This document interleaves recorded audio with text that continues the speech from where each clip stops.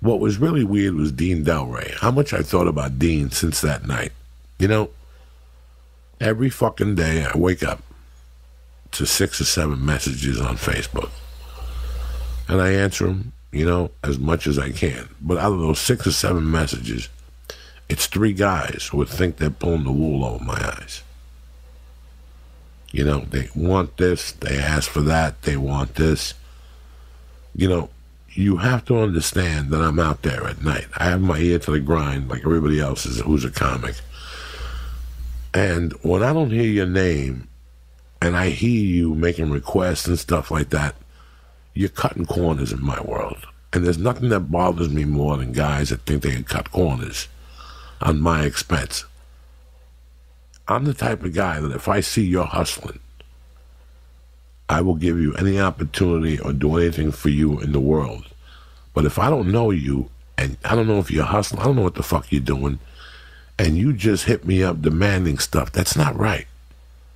You know, I have friends here, D'Agostino, Kate Quigley, fucking Lee. I got 10 guys that I know that are close to me that are out 7 nights a week, week after week. You know, I see them tweeting, I see them Facebooking, I see them replying to messages.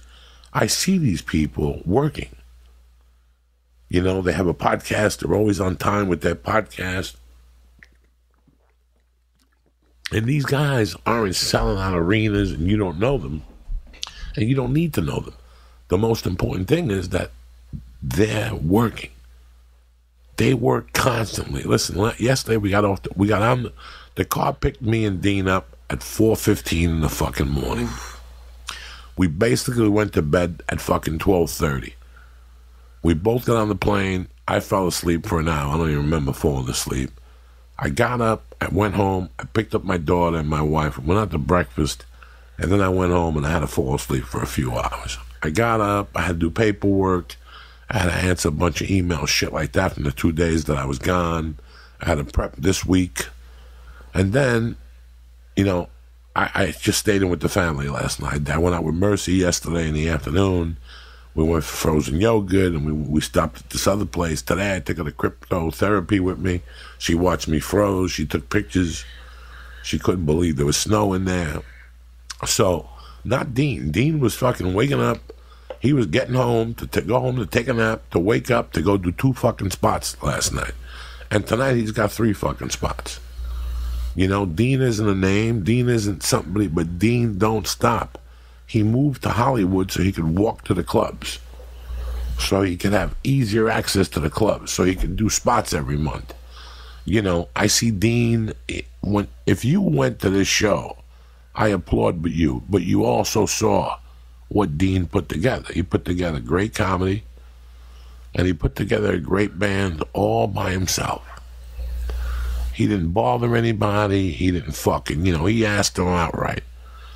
And I respect that. That gets my respect in a huge way, because there's so many people who are confused that you think that you're going to take a shortcut and your life is going to change.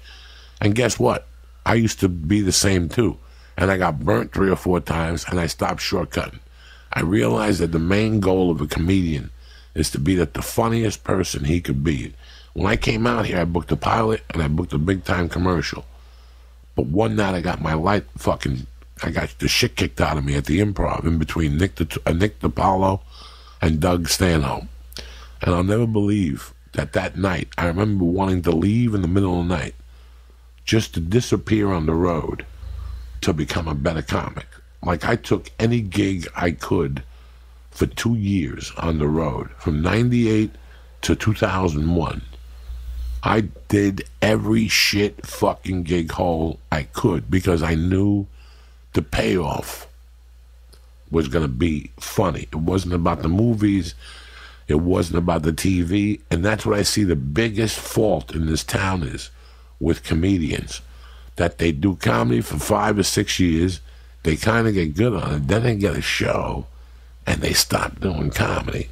The show ends. Now they can't get work and they want to fall back on comedy, but they're 6 years behind because they never thought about comedy those 6 years. You always continue getting on stage. I always knew that no matter what, If I kept getting on stage, I'd eventually be funny. That's the fucking final result of it. The more you get on stage and put yourself in uncomfortable situations, the funny you'll become. You know, Kate went to New York, Jersey, the Stress Factory, and tonight she's in Helium. That's like one of the toughest fucking clubs. That's Philadelphia, where you have to bring it. And you know what? People bitch about Kate, bop, bop, bop, bop, bop, bop. But let me tell you something. And I'm going to tell you how people bitch about Kate. That my wife went out one night with Felicia to a comedy club. And a comic said something to my wife. And my wife came home and said, like, what? And I go, listen to me. I go, for every woman that cries about they're not getting spots or the comedy store doesn't give them spots, there's 20 Sarah Tianas and Kate Quigley's and Esther Koo's that are out every night fucking fighting. When you see them, they're not bitching at all about anything.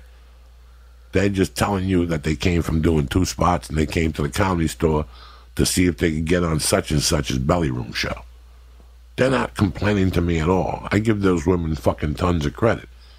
It's the women that come up to me and go, I can't believe you're still doing spots at the store, because they don't give spots to women. Let me tell you something. Mitzi Shore was a woman. Mitzi Shore gave out fucking spots to women every night. If I saw the schedules from when I first started, I still have them at the fucking house. I got 20 schedules from when I started. And when all this shit started talking, women started talking about the store, I went back and looked at those schedules. It was always the same. 3 women a night, 2 women a night. They're sitting there going, it was like whatever. That's why I give Kate Quigley and Sarah Tiana and the women I put on my podcast the respect that I do. Because when I see them, they're not looking for a handout. They're out there fucking banging it out.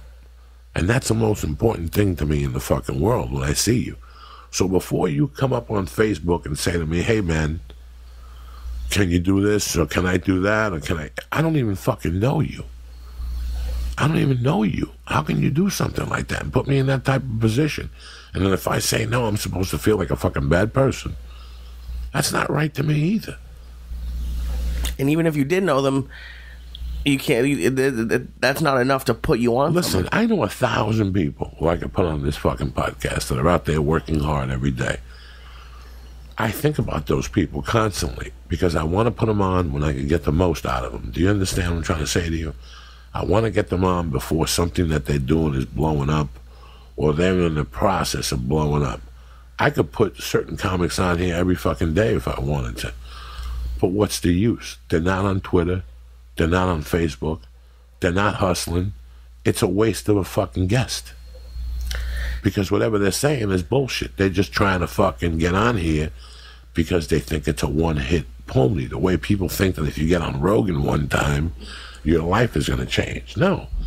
It's how you act during Rogan, after Rogan, that makes a decision. Whatever product you're selling or whatever proof, whatever point you're trying to prove or whatever album you're trying to sell, that's what you get the opportunity on Rogan. But most people think, oh, well, I just go on some of these podcasts and my life will fucking change. That's a horrible way of looking at things. When I was coming up, it was if you went on Letterman or Leno, your life would fucking change. I never fucking emailed them. I knew I'd never get on those shows because I'm not CBS for fucking NBC friendly. I don't know if it's related, but it seems like since I've started, I see what other young comics are doing, and I've heard like advice you gave me, like similarly, like don't go to the store, or the Improv, or the Laugh Factory until they ask you to go there. Is it like because you don't want, like, if it's the same thing if they came on here or another podcast, they're there, but they might not be really ready for it yet, even no matter how much you like them.